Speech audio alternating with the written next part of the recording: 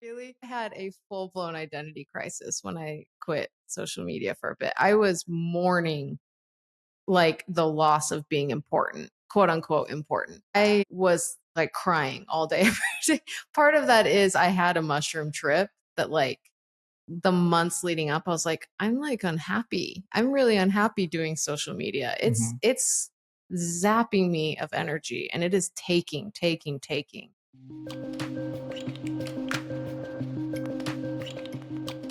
Let's turn our attention inward and explore the thoughts and emotions that shape our experiences and discover how to live with more awareness and intention.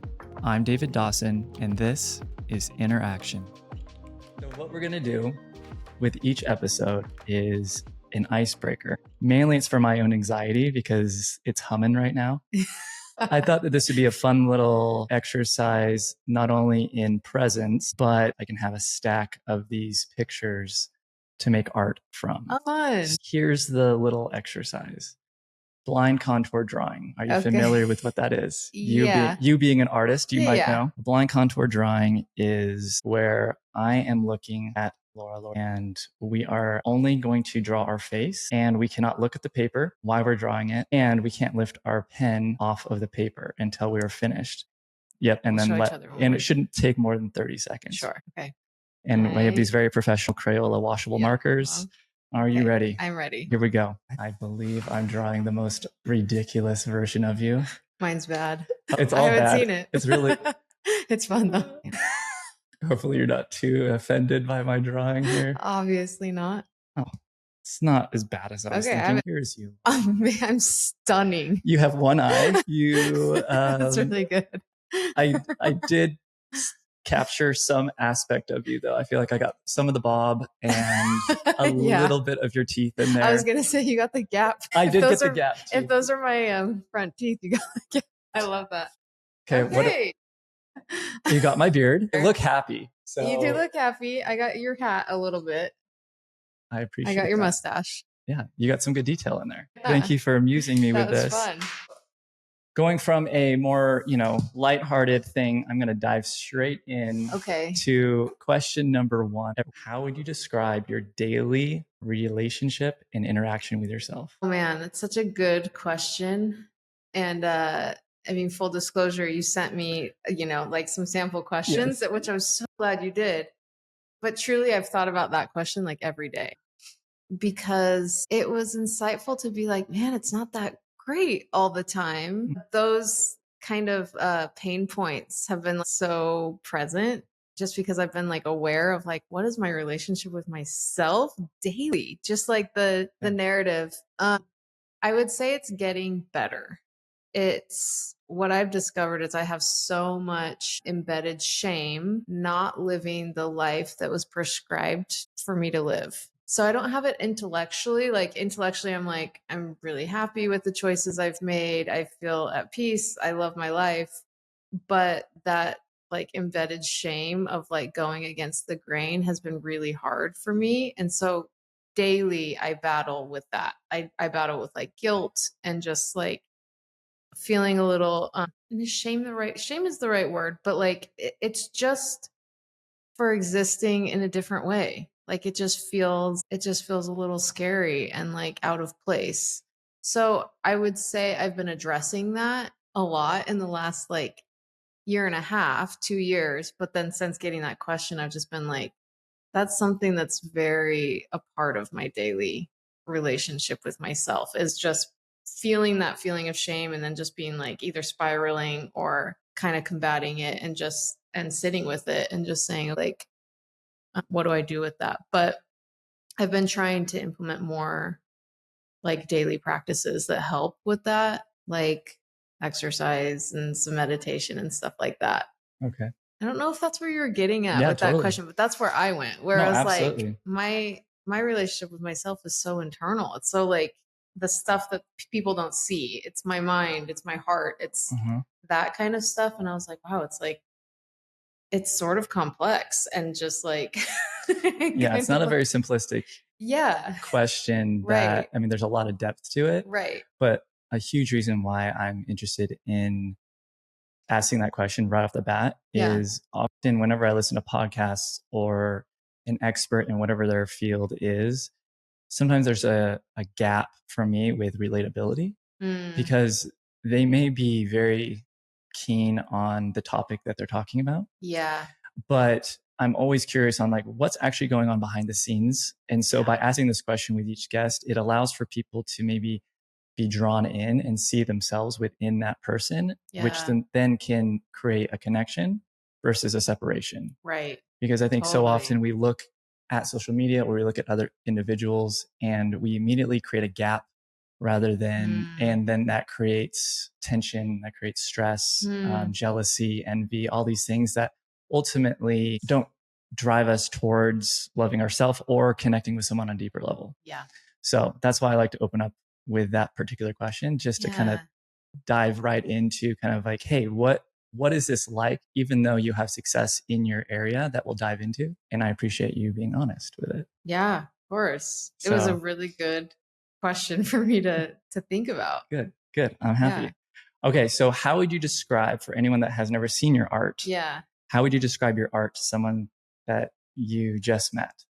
I usually say, in art, I'm a bit of a jack of all trades. I dabble in lots of mediums. So I say I'm a photo collage artist, and I take photographs of landscapes and collage them together to make one image. I also paint. I tend to paint landscapes and architectural elements. There's usually an element of like surrealism and otherworldliness. I like to use like fun, like colored skies and sunsets and texture and deserts. So I kind of like, I've never figured out how to just like sum it up into like, I paint fruit, like I just kind of do these things that kind of explore perspective and like dimensions in like landscape and layers and stuff like that. So that's what I usually say. All right. And usually they just say, can I see a picture? I need to see a picture to know what you're talking about. And then we can, like get on the same page. But if it's just description, I kind of am like, it's, it's a bunch of stuff. Sure. Did it take you a while to find that?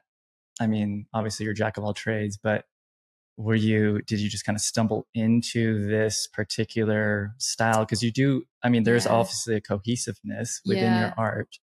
Did that take a while to hone in, or did you feel like that was kind of inherent from the beginning? I think it was inherent from beginning. Like I've always loved nature and landscapes. And like my idea of a great time is to go on a drive by myself and just with my camera and take pictures of nature. All right.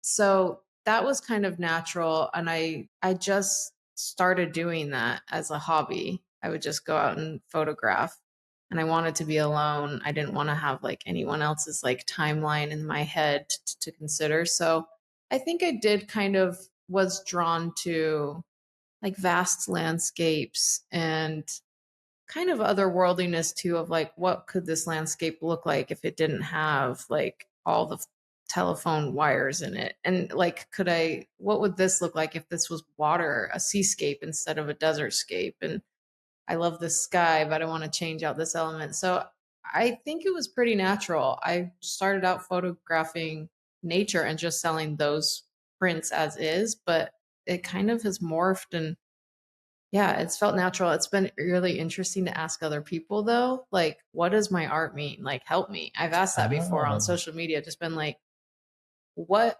should I tell people about my art? Like, what do you see in it? And I've been like, yes, thank you. Like people have been like, this is what your art explores. Like, here's what you're diving into. And I'm like, thanks for putting words to something that I just practice. I just do it.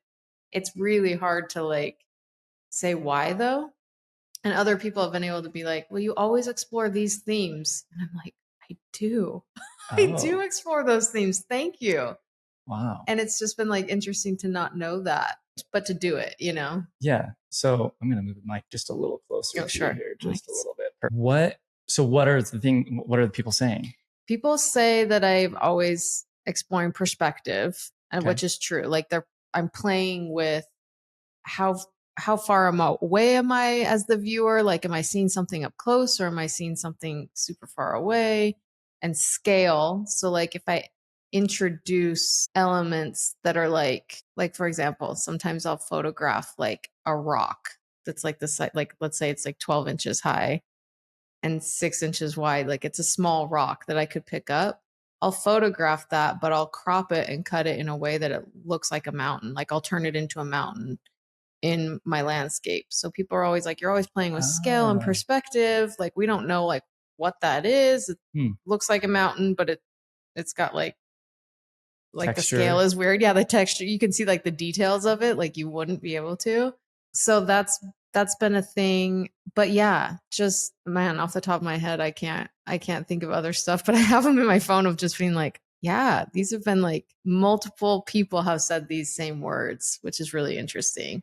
So, one thing that you don't use Photoshop, is that correct? I do now. You do now. I do now. I didn't for the first years and years and years of my career.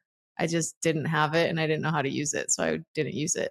Was it just an intimidating factor or was it more of like, hey, this doesn't translate to my workflow or my process? Yeah, it was intimidating. And I just was like, if I introduce that now, it'll just be like a homework assignment for me that I don't want with my art. Like I'm doing it. Like I don't want to like introduce something boring and overwhelming and frustrating. I want to continue having fun. So like I love that I waited long enough to be like, I can put this on my plate now. And so I use it so minimally. I don't change, like I don't add filters or anything like that. I usually just use it to cut out landscapes. So I'm doing the same function that I did before it, but now it's just easier because it's Photoshop and not like a free program online. Okay, so you're not manipulating colors or anything like that. It's just to kind of do the collage aspects of your... I'm like literally just using Photoshop to just like I love that. Cut out elements and add them together. Well, the thing that I appreciate too is, with certain individuals, like there's people that are great at lots and lots of things, but then for myself, just with what I do for work too, to just kind of hone in on kind of what you enjoy doing and what you like. Yeah. And then creating a brand or, like what you're known for, and without having to feel like you need to be this gesture that's like juggling, trying to like figure out how to like chase the next trend or the next thing that comes out. Yeah. And feel exhausted. But like you could just really be like, no, this is what I do. And I have people that appreciate it. Yeah. And then it eliminates so much noise for me when it comes to my daily interactions with people and what I do with work. So then it offers a lot more freedom within the realm of a very small niche of art or work, service, whatever it is that you do. So I've always appreciated when people just kind of know what works for them and they stick within that realm. Yeah, same. And you're such a good example of that as well. Like just being a cutting specialist. And even like the work you do within cutting is so specific to you. True. Yeah. And I love that. I love that as well. Like feel like there's an art to that as well. And a confidence of just being like, this is what it is. And I can get really good at this and I enjoy it.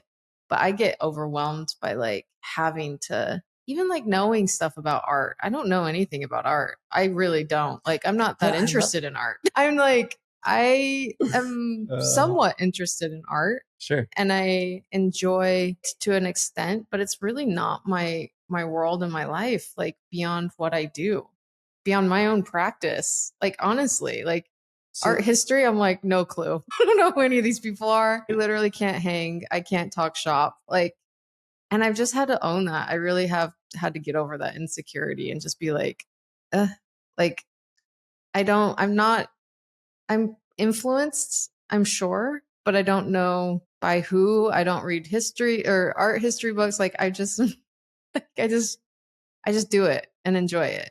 Yeah. I know that for different personalities, especially my own, like I'll look at a lot of stuff and maybe gather and curate these, ideas in my head of certain things based off what I've seen. But I also love the fact that there's this innate confidence that is like, I'm just going to go express whatever feels right to me in whatever this is, whether I go for a drive, I see something, I'm going to now just take a picture of it. And then what comes of this, I'm not quite sure, but Yeah. it seems like it's a very organic Yeah. process. So then, since art wasn't necessarily, it doesn't seem like it was something that was on your radar at a young age. Not at all.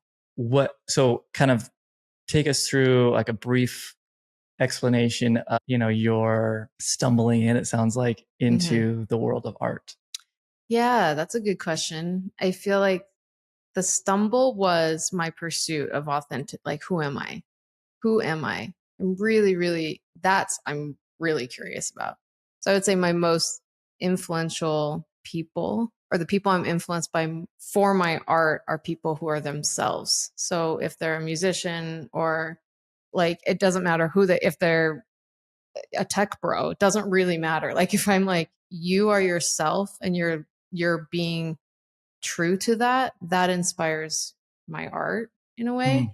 So I think as a kid, art was just not a part of our family culture. We weren't an art family, but I was drawn to, like, I felt a struggle my whole life of being like, this isn't it. Like, I don't feel like I'm in the right place at the right time. Like, I don't know how to say it. I just don't feel like it's fitting. Like, I was always really drawn to clothes and fashion and personal style. That was really fun. So I would kind of like, when I could, try and get in on that. Like, for Christmas as a little kid, I never asked for toys. I only asked for clothes.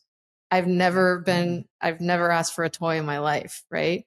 So I would ask for like art supplies too, which is interesting. I would like be like, I would like to draw, or I want clothes.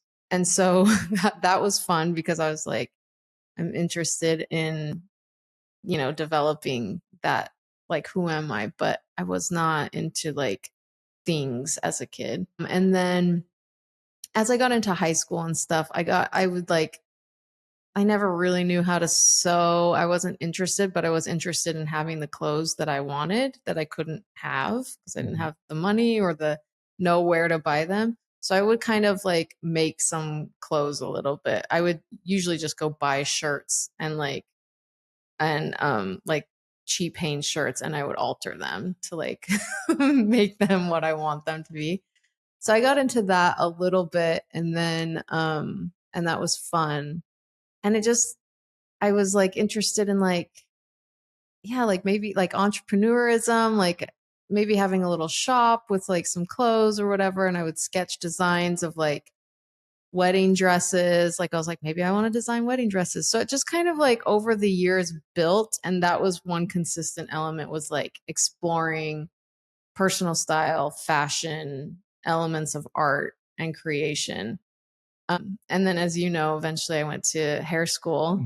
Yeah. And that, in my mind, I was like, that's probably the creative outlet. Like, that's the practical choice for me, because I'll be able to create and be creative, but be able to get a job. Like, I had no idea an artist was a job, like, that anyone had. Like, that was never an option.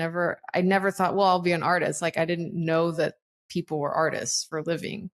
I thought, like, if you make art, you probably don't sell it. Or if you do, it's lucky and you don't. I just didn't, it was like not a thing for me. So I was trying to find all these other ways to, what I know now, be an artist. So I ended up doing hair for about 6 years. And then during that time, I was like, this still is not it. Like, I enjoy it. I enjoy aspects, but it's not clicking.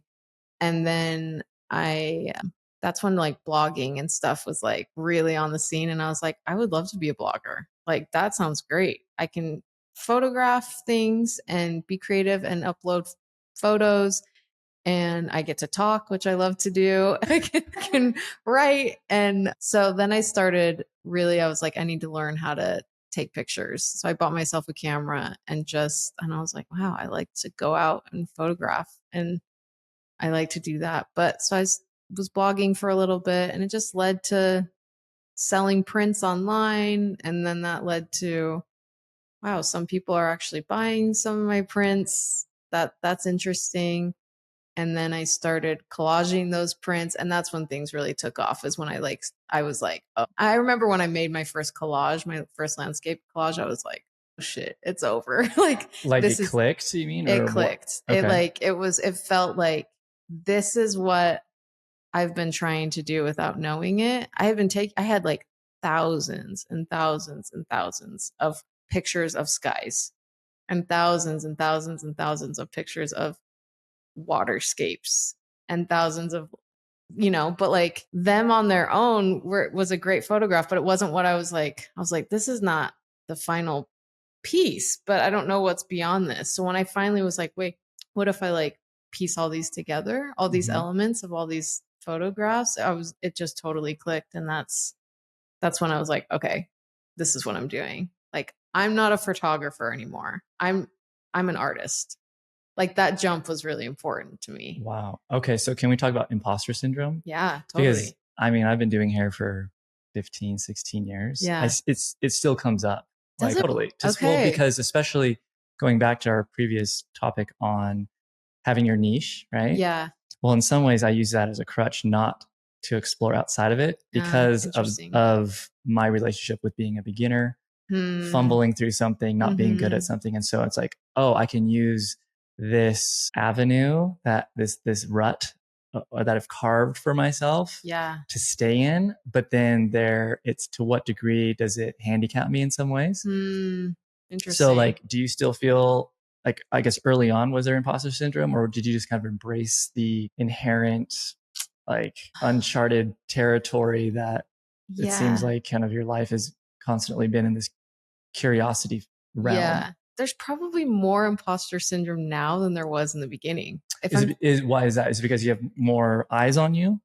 Yeah, I think there's not a lot. In general, I don't struggle with it a lot. I wouldn't say it's like a main player in my career, which has been nice, but it's there for sure, pops up. But like, yeah, I think because more eyes are on me, there's more of an expectation. I think in the beginning I was just like, there's no expectations for me. Nobody's like, hey, you're an artist, it should be better than this. Like, they don't know I'm an artist. And like, I'm just free to make whatever I want and do whatever I want. And it feels like whatever I do, people love, because it's like, they know I love it. And it was just so genuine and so like, yeah, curious.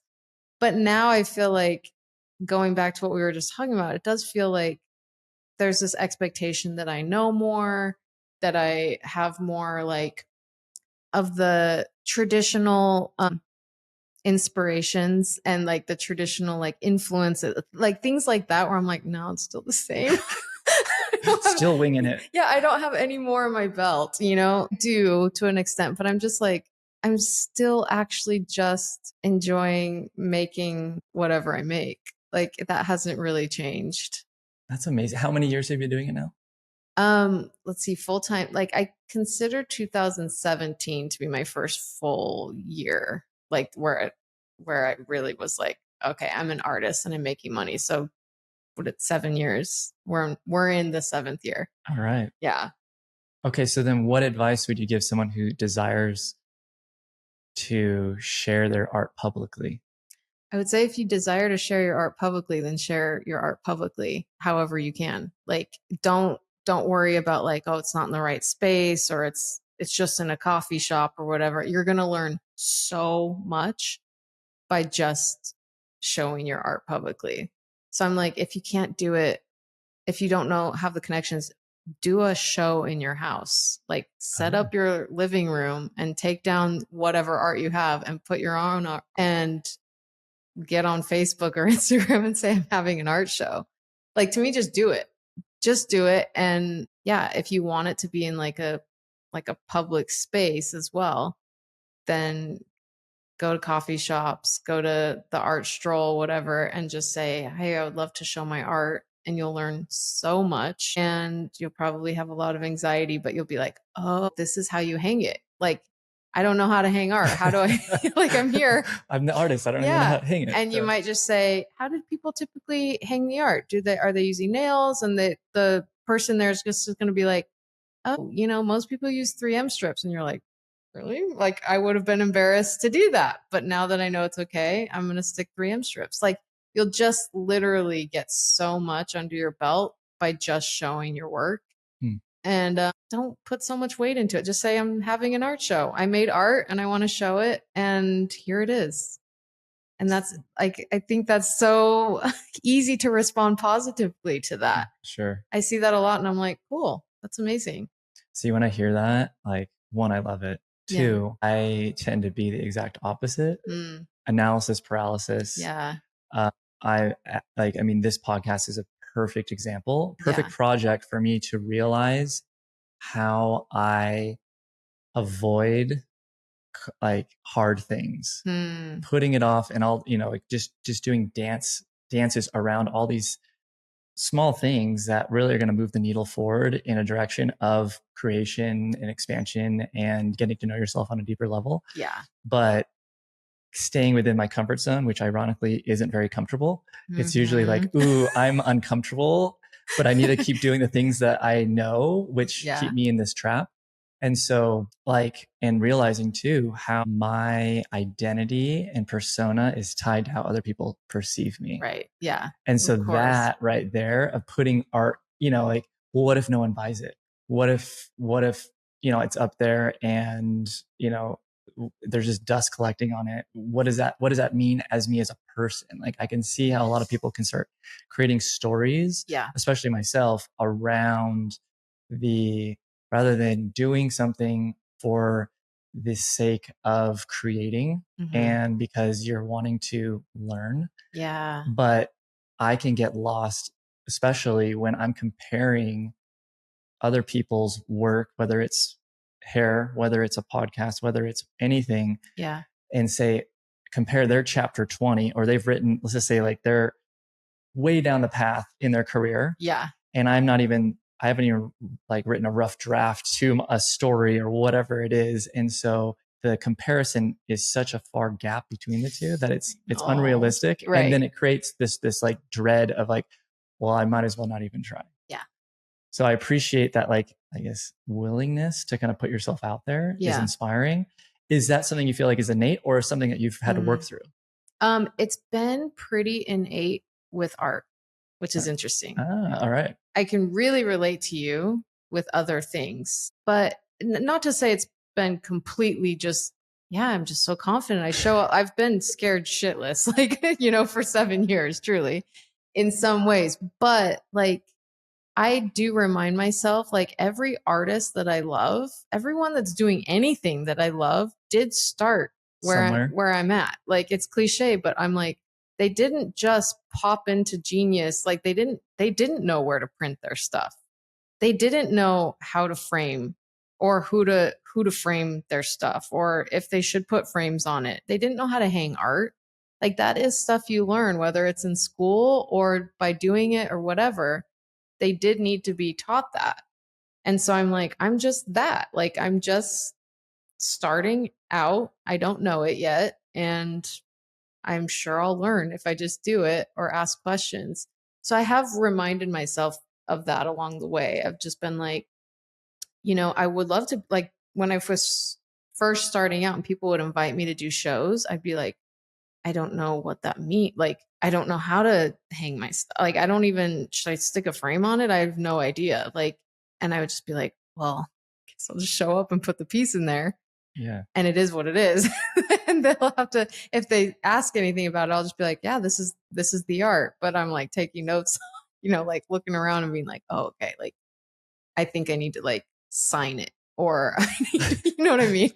Like, really, really basic stuff. Yeah. And I think about that a lot. And I talk about it with my husband. Like, remember when we didn't even know, like, are you supposed to sign your work like on the front or the back? And then we realized you can do whatever you want. Like, truly.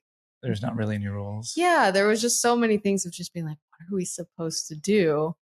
We don't know. Let's just do it. And then now it's like, oh yeah, I could tell any artist, like, frame it this way if you want, or here's an option, or here's some resources. But honestly, like, it's better to just, like, for me to not do that and just be like, just do a show. Like, you will figure so much more out that way.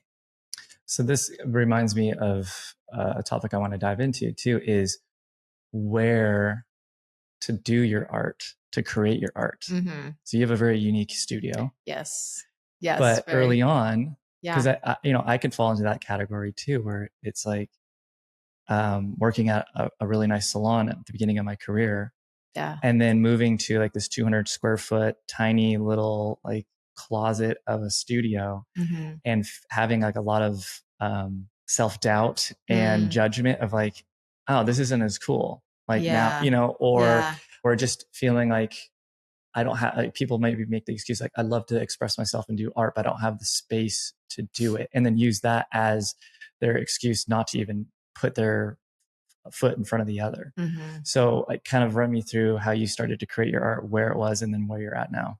Yeah. I mean, in 2017, we were house sitting for my granny. So we were living at my granny's house. So was great, but it wasn't like super conducive to like creativity. It was like all of her furniture and her house. But I will say it is so important to have your own space, even if that's like a back porch. Like you need something that's like really your domain, that's separate from where you like cook your food and stuff like that. Even if it's like it's the dinner table, but it's from these hours every day. Like after those hours, I can't have like eating and like taxes and all these other things with the art. At least for me, like it is really important to have your own space.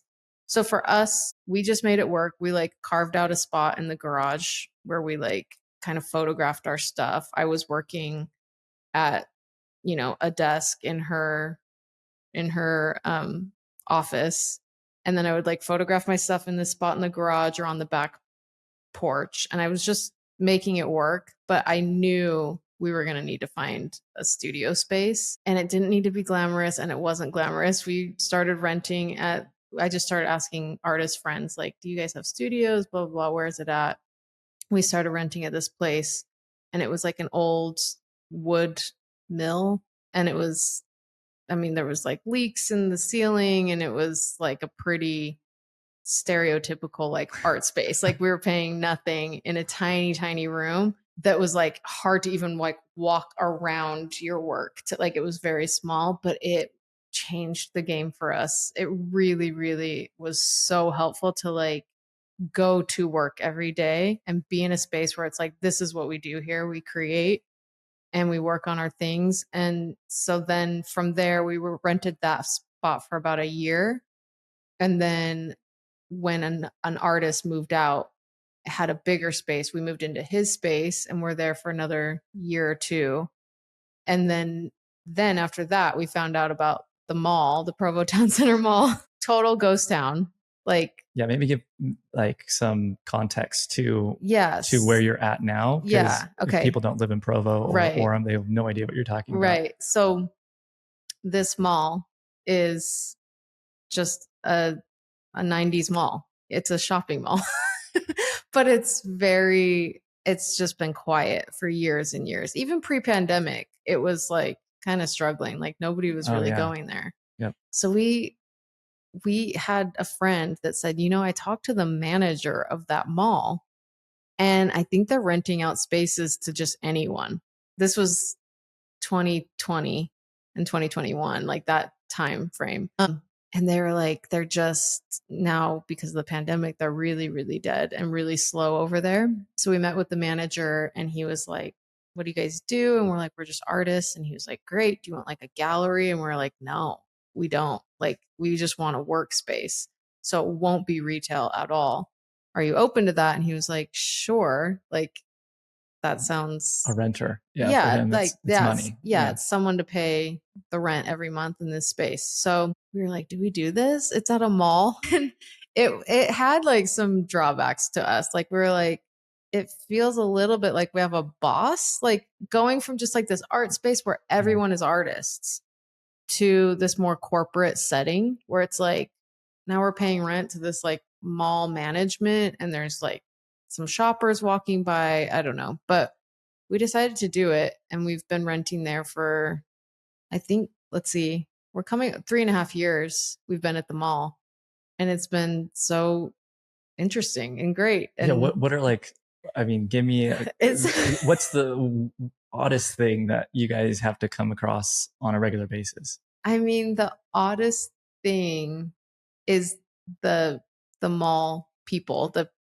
people shopping at the mall, like all day, every day, we're hearing their commentary about the mall, about our space, about like, what is this place? Like, how come it's always closed? And I want to just be like, because it's not retail. Like, it just, we're hearing that all day, every day. Like, what's Have House? Like, our studio is called Have House. And even that, like, we needed to have a sign. Like, the mall was like, in order to be here, you need to have a sign. And we're like, why?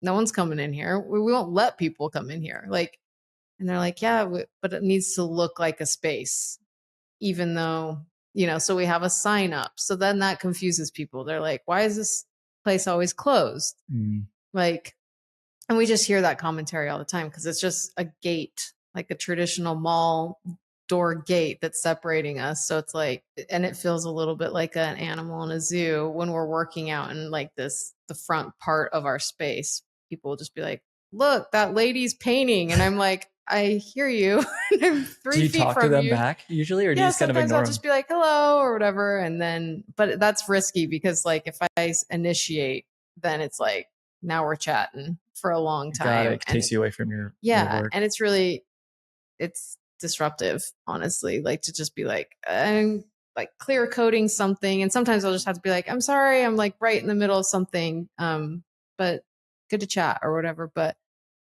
so I would say those are the most interesting aspects that like most artists when they're in their space, they're not dealing with that. They can get very in a zone.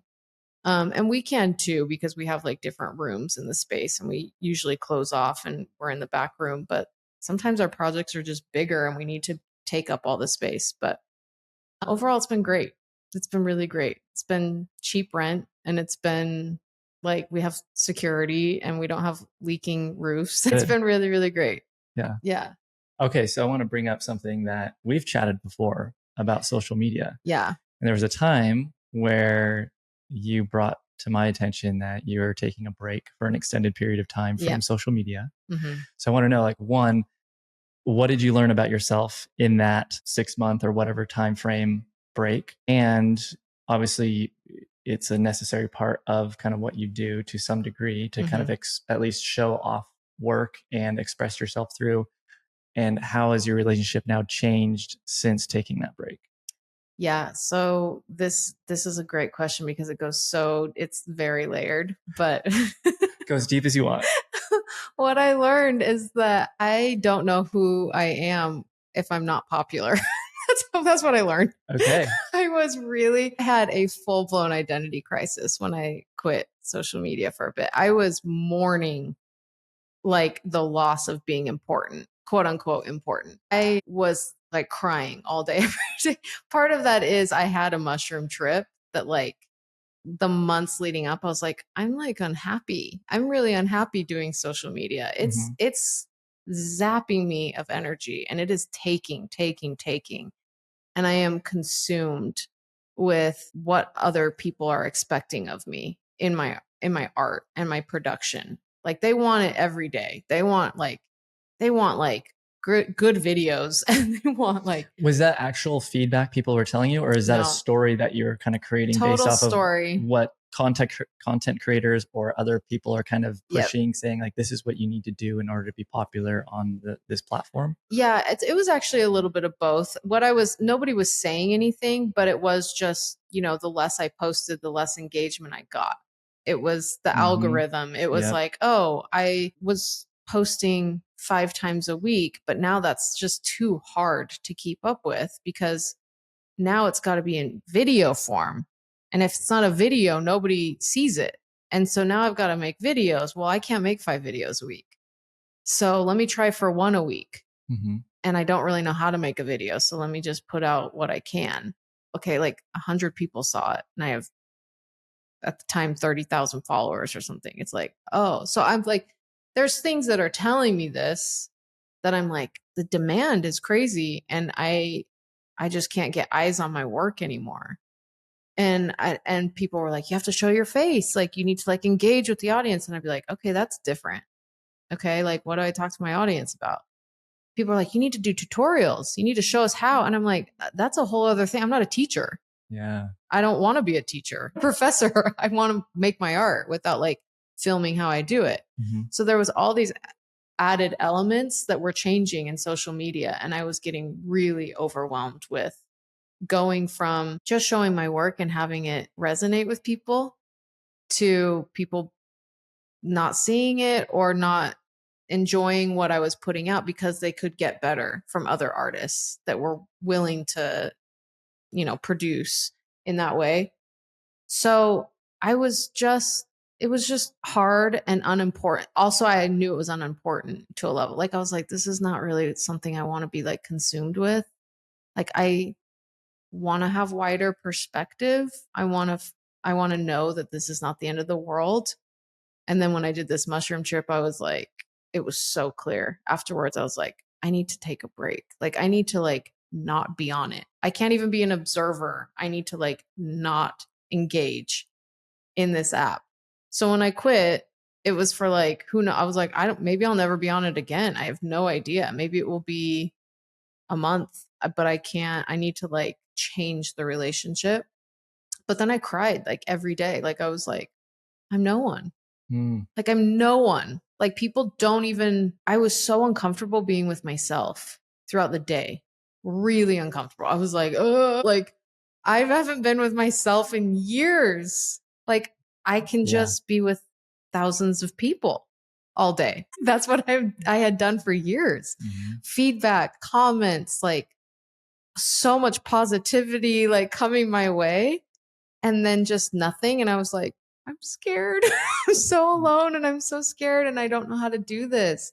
And that in of itself was embarrassing to me. I was like mortified because I was like, if I'm being honest, like, I just don't know how to not be popular. Like, I need to be like fully getting positive feedback, and not getting it was just like really rough. And then, like, I would say after 8 weeks, I was like, this is amazing. Like, this is amazing.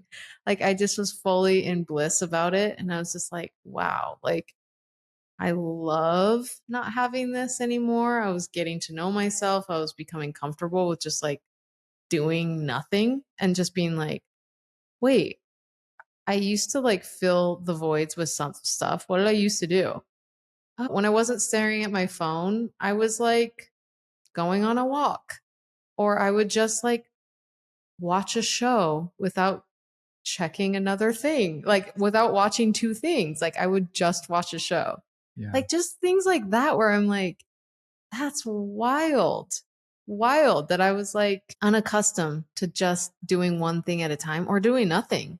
Like, I'd find myself just like cuddling my cat in my bed for an hour and being like, oh, I haven't like cuddled with her without also looking at my phone for years. Like, just things that were like wild. Wow. So after that initial like identity crisis, it became really amazing, really nice. And I really leaned into, I didn't really have much of a job anymore because I was like, I don't know how to sell my art without this. I didn't have a plan. Okay. So I did lose that as well. And I was like, I have a feeling I'll be an artist for the rest of my life, regardless of whether I make money or not. I don't think that's something I'll ever give up. But as for now, I don't have a job because I didn't make a plan about how to have a job without social media. So luckily, my husband's an artist, and I just was like, can I work for you? Like, was always in need of help and an assistant. And so I became his assistant and worked on his stuff. I like started and finished up his paintings and ordered his supplies. And that was just, I just got lucky. I got lucky to be in that position of being like, I still get to create, but it has nothing to do with me. I can focus on him.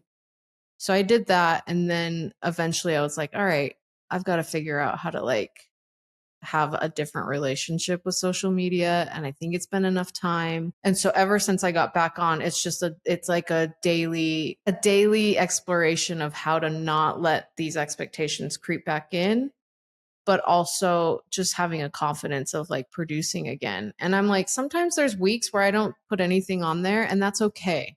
That's okay. I don't need to like self-loathe about that. I don't need to like, like be like, I gotta produce something. Like, I'm gonna always make art. And when I show it, I show it. And when I don't, I don't. And I've been able to still get jobs and get commissions and sell my stuff. And it's been a bit of an adjustment because I had to change my model a little bit of how I sold. Like I used to sell with like, I would do these art drops, and I would like sell out in a day, and I would make money that way. Now it's more like projects and commissions, like more time in between. But yeah, I'm constantly like just being really, really aware of like how it's making me feel too. Like if I'm like, oh, I'm in a bad mood, I feel anxious. Why is it? Oh, I feel pressure to produce, and I feel a little insecure. And then I'll be like, I'm deleting it for a week. That's it. It's gone. I'm not gonna. Nope. I'm not gonna have it on my phone for a week. And then I'll feel like, okay, I can I can get back on The and detox was enough. yeah, detox, and then show this piece or whatever. So it's not perfect. It's like it's still a little dysfunctional, but I'm like really, really committed to being aware of how it makes me That's feel. amazing. Yeah. I love that. Like I feel like that's all you can do is just be like, okay, as long as I'm got my finger on that pulse, Sure. then it'll be okay. Yeah. Well, when you talk about that too, to me, it seems like you had a bit of an awakening through the mushroom experience of your current, at least at the time, the state that you're in, and the constant chase of looking for external approval. Yeah. And the relentlessness and the bottomless pit that is, because no matter, like I'm learning this myself and trying to instill this in my children and just remind myself on a daily basis, is like so much of what we're looking for, as cliche as it is like inside of us, which we could talk about mushrooms, like, like this is all mushroom stuff. Yeah. But Yeah. how, like, another reason why haven't wanted to do the podcast is I'm like, I don't like social media. I don't like how it steals away my attention from my life. And so I'm trying to look at this with, can I engage with this? Can I be using it and not using me? Yeah. Yeah. And I don't know, right? Until I kind of start engaging with it again. Yeah. But also for me, it's like, I heard this and I really liked it. Social media is like building your mansion in someone else's backyard. Ooh. At any point, they can change the algorithm. At any point, they can tweak things. And now you're not engaged as much as you used to be. And now you're frantically trying to chase the next thing. Yeah. And so you're completely reacting to something you have absolutely no control over. And so to me, it's like, I'm handing over my power to something that I can't control. And so to me, this is just a great example of so many other things that I'm trying to control in my life that I really can't. And so can I start to live in a world of acceptance of what can I control? And the only thing I really can't control is my presence and my reaction to whatever's coming in front of me at this time. Yeah. But so often in the past and currently, because I'm still working on this, I'm not nearly, like, not even close to anything, is just constantly reminding myself and asking the question of like, how am I doing right now? Because to me, it allows for me to take a pause and reflect for just a moment. Yeah. And also as I kind of zoom out, like for me, I love being able to be like, okay, I like whatever's swirling around in my head that I think is a big issue right now. Is it really a big issue? Like if I zoom out far enough, it's like I'm spinning on a ball in the middle of nowhere, being heated by a star that's 93 million miles away. And I can feel the heat from that star. It's like, it's You're just like, kind of oh, ridiculous. okay. Like, oh, why am I so freaked out or upset about like, that my kid just stepped on my shoe or whatever it is. Like, it's just it. And so for me, it's just having the grace and the patience and love that I can turn towards myself, that then I can start extending outward to others. Yeah. Because the more I can understand myself through these practices of maybe taking a break or through, just spending a little bit more time, really not doing much. Yeah. Other than connecting with yourself in whatever way that feels right to you at the time, enables for us to realize like we're taking life so fucking serious. So serious. And Yes. and I understand that there's things to act, life responds to action, but at the same time, we don't want to make mistakes. And I think that we learn through the mistakes or the perceived mistakes. Yeah. And you don't move without friction. Right. That's something I'm learning. Yeah. You don't go very far without it. Yeah. You know, and if we all started at the top of the mountain, there's nowhere really to go. So we're all kind of starting at a new base every day, but they're through effort and a little bit of, you know, forward thinking and encouragement to ourselves, we can start making those small strides that enable us to not only be an encouraging cheerleader for ourselves, but also to those we are surrounding ourselves with. Right. So yeah, I think those points that you mentioned of just like, how am I doing, that those check-ins will change the game, like they have for me as well, where it's just like I went years of just having like my baseline was just anxiety, right? And just like, did you know that, or was it kind of not like at the time? Yeah, just this constant hum not at the time, but just I've been there for sure. Yeah, but just like eventually being like, what is this? Like, I feel different. I've felt different for a really long time. Like, what? Oh no, this is just, you know, like phase of life or whatever. It's normal. And I'm like, no, I feel like baseline different as a person. Like I feel foreign to myself. Why is it? Oh, like, well, I do have a lot of anxiety. Okay, why do you have anxiety? I don't know. I just do. And then like eventually I was like, oh, well, just address the thought. Like, what are the thoughts going through your head?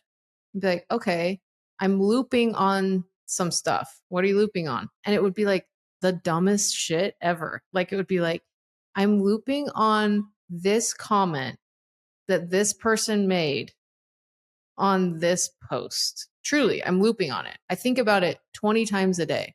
There's lots of time in between and a lot of space, but that does enter my mind 20 times a day. Whoa. I do not want to loop on that comment one more time. That's it. I just don't want to. And I can't poof it away, but I can like start making some changes where I just don't loop on that stuff anymore. Yeah. And that's been my journey. Like that's been what I've been working on, is like I can catch those anxieties pretty damn quick now. Oh, that's amazing. Yeah. Has that been something through therapy? Has that been through psychedelics? Has that been like, is both? It both? Yeah, both. It just the awareness of myself and like what I'm feeling, what I'm thinking, what to do about it has been such a life-changing thing for me that so sad I went years without knowing myself in that way. But I'm just like, that's fine. I'm getting to know myself now. But just, ask myself those questions like, man, I'm like, why did I even respond that way to my husband? Why did I respond that way? Yeah. He didn't do anything wrong, but I'm like acting like, ugh, like, why did you, like I had this response and then I like, oh, it's because like I've got this thing I'm thinking about that's like really annoying me and it's like making me insecure.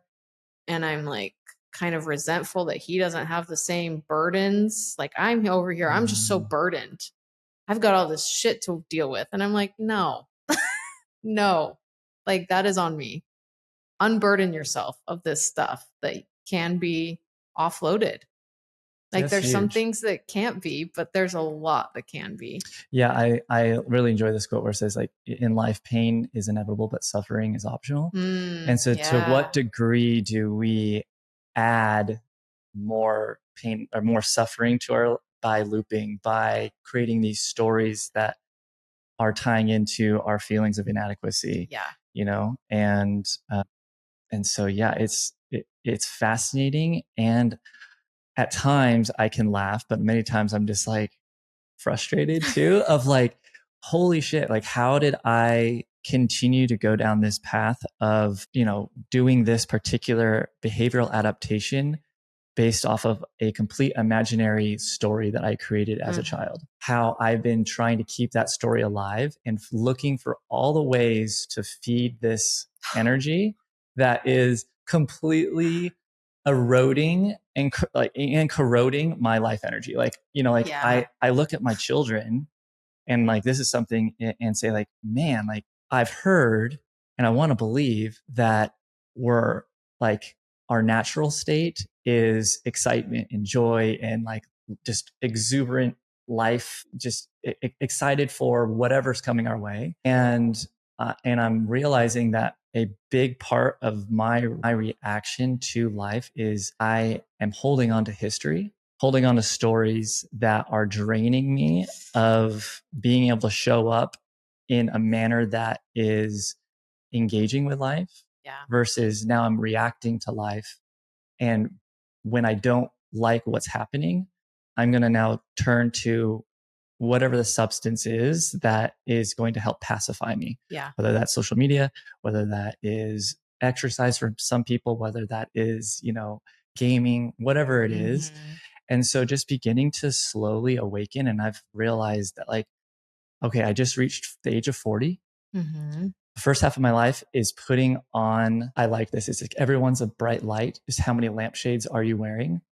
Oh, so wow. For the rest, so it's like the first half of my life, I've just been adding lampshades, to this natural essence of who I am. And now the second half is like, instead of a midlife crisis, I feel like it's a midlife awakening of like, can I start to remove or dissolve some of this wardrobe that I've adorned myself with that have completely weighed myself down over the next, for the however long I live, I don't know. But to me, it's like, that's kind of my new goal is like, how do I start to tap into myself, be more present, and allow for my true essence to start shining through? And so that's why I love kind of interacting with people like you and future guests as well, because it's like, here are people that are doing and expressing themselves in their life, doing something that might have been clunky or scary at first, or they didn't know what they're doing.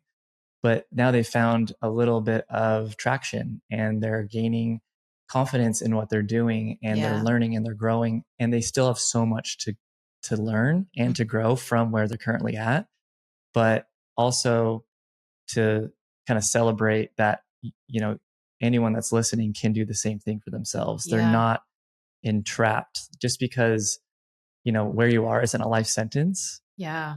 And, so that's why I am excited for this podcast and guests and everything like that, just to be able to kind of explore how are people navigating life in a way that is expansive, that's giving possibility and breathing oxygen into the next chapter of their life versus looking through the lens of fear, inadequacy, and complacency.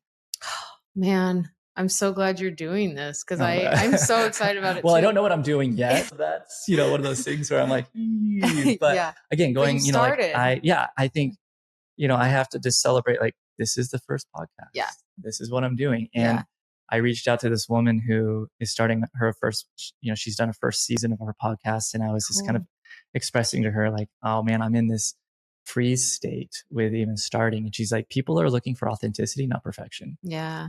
And so like, that was huge for me. It's like, finally, like, like get out of my head, realize that like people really resonate when they can see that there is this inherent willingness and curiosity just to start. And and hopefully it inspires them to start with whatever it is that's scaring them or holding them back or weighing them down, that they can start to tap in and get curious. Yeah. So it seems like that's something that you really resonate with, is that curiosity of what's going on here and how can I like maybe hold it, and rather than completely banish it into the corner.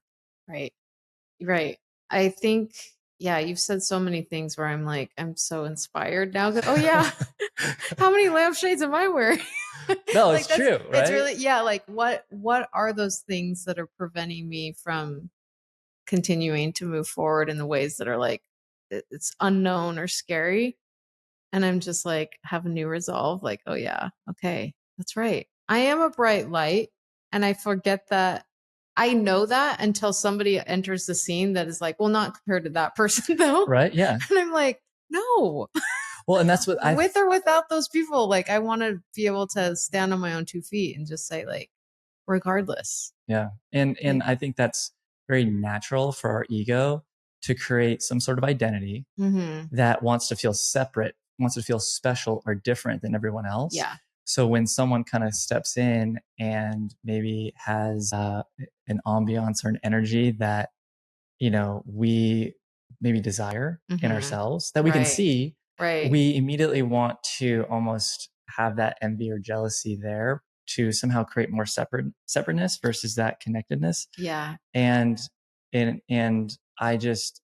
trying to work on that myself. Yeah. Totally. Cause it's not at all empowering to me. It's only causing me to restrict and tighten and almost have more pride in my stance that I don't even really want to be in. Oh, right? So relatable. It's just like, hey, I'm miserable, but I'm going to stay here because if anybody like tells me what else to do, like I'm going to just give them the middle finger and I'm going to stay in this rut. Right. Because I don't want to be told what to do or have some sort of outside influence, And so again, to me, it almost comes down to beginning to have more acceptance for where you're at, but realize that you're more than capable and have all the tools to be able to start to move out and create a new direction rather than the same one that you've always been in. So, but man, I appreciate you coming on. Yeah, this was so fun. If there's one thing that you would love for people to take away from this interview, what's something that you would love to like leave? I think, oh man, I don't know. Let me think. I mean, I've gotten like really kind of corny and sentimental the older I've gotten and in the last couple of years. But honestly, just like, I really am just kind of in love with humans and the human experience. And so I'm just kind of like, just know that you're like that you're just like a cool, loved person on this planet. And that's a gift. Like, don't get so hung up on like the identity. Even like me as an artist, I'm like, really like the thing I'm so happy about and so pleased is that I just exist like right now. Like, that's just cool and a gift. And that like, the people that I know are at the same time as me and like that we're all just like, I don't know, like a blip in time and it's so meaningful and so like beautiful to me that like that's the thing about my life where I'm like, I love that. I love that I know my place in a way and my place is like big. Like it's weird. It's like I'm the most important, not important thing and person. Like I'm just like, I don't know. And I know that's like vague and weird, but I'm just I just like here and I'm like happy to be here and I'm just happy to be here. Like whatever that looks like. I don't want to be like, I'm an artist. And that's like so important. Like it's just what I'm doing in life.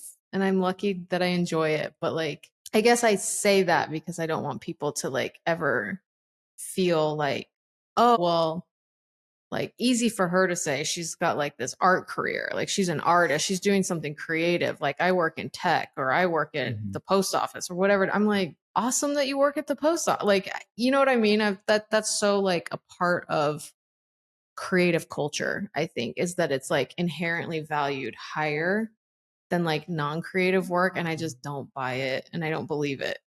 Like I just don't feel that in my bones and in my, like, I'm just like, you're not doing it right if you're doing something creative for your job. Like there is no right. Just live your life and have some gratitude and like, you know what I mean? Yeah. So I don't know if I articulated that. That's great. Like, well, but that's how I feel. Well, and I appreciate what you said. One of the things going to what you said too about making the right decision or making the wrong decision. Yeah. We love to moralize our experience, everything, right? Everything. Yeah. And it's like any decision that you're going to make, you're going to learn something from. Yeah. And it's necessary for your growth.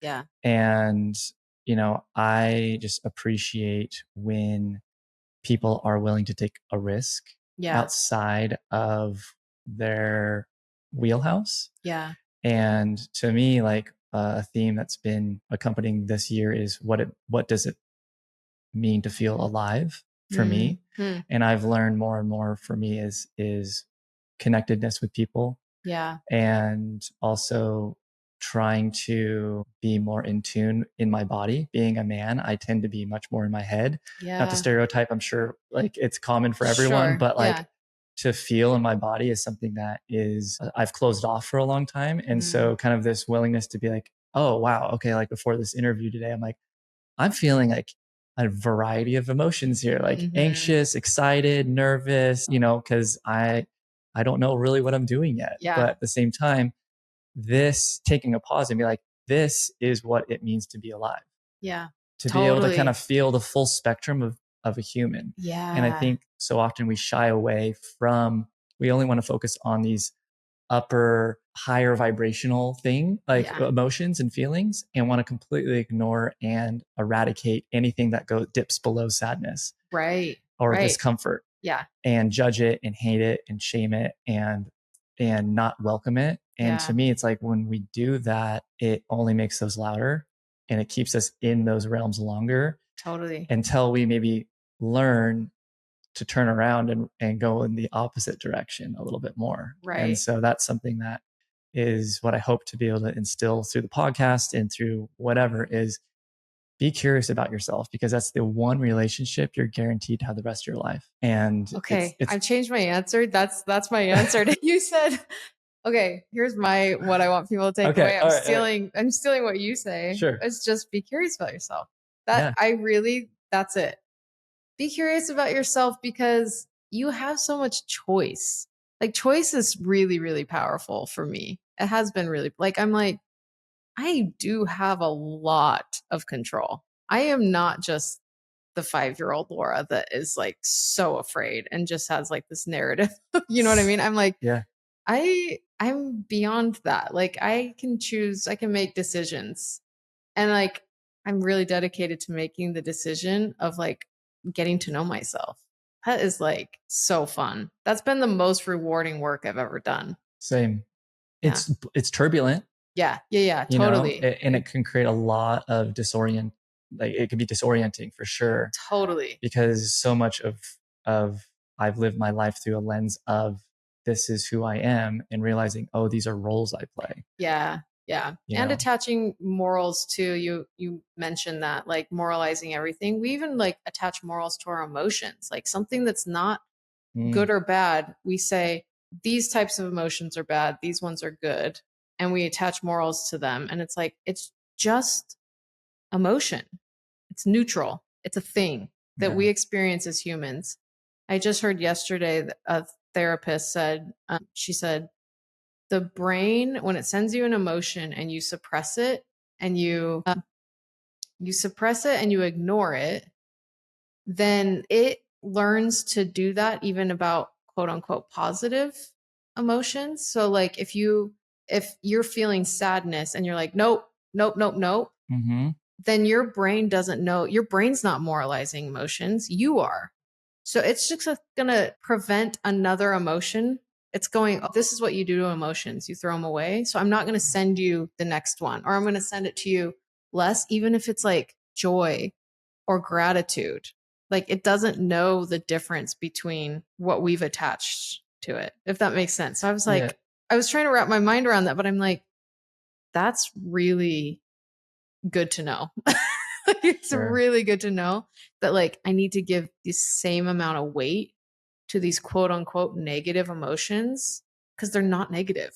They're just emotions. Like they don't get less than when I'm like, oh, this is fun, or this is joyful, or I feel gratitude, or I feel love. Like they all need the same amount of like consideration, which I thought was really beautiful. I'm like, yeah, I need to become more comfortable with sitting in that like shame, jealousy, like fear, like all these things that I'm like, no, not that. That's not good for my work. That's not good for my, I'm like, it absolutely is. It's like vital to it, actually. So that's been an interesting thing on my mind in the last day, of just being like, hey, bring it all in. Bring it all in. Yeah. I love this metaphor that someone had said.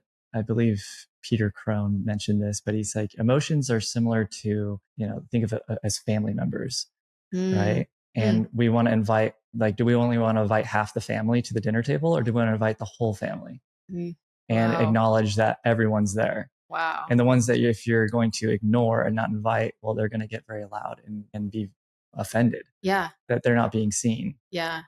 And so they're going to create a lot more noise. And so often we love to do that. Yeah.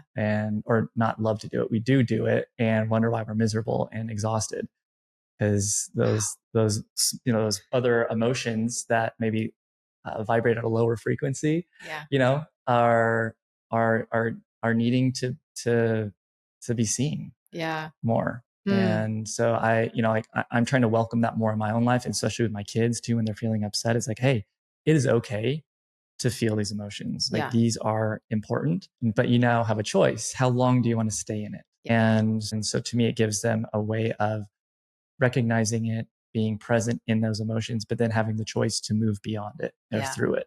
Yeah. So, well, I appreciate you being on Yeah. for the very first I'm official honored guest. to be the first guest. That's so cool. Absolutely. For anyone that has not ever followed you or anything like that, where can they find your work and follow you? Instagram. Okay. Instagram is the best way. I do have a website, but like, man, it's rough to keep that updated. I'm going to work on updating that. But yeah, Instagram mostly. So it's HAV_house. Okay. Is my handle. Fantastic. Well, I hope to have you on again at some point. I would love to. This was fun. We can see the progression as it goes. Yeah. So I appreciate you coming on. Yeah, of course. Thanks for having me. You're welcome.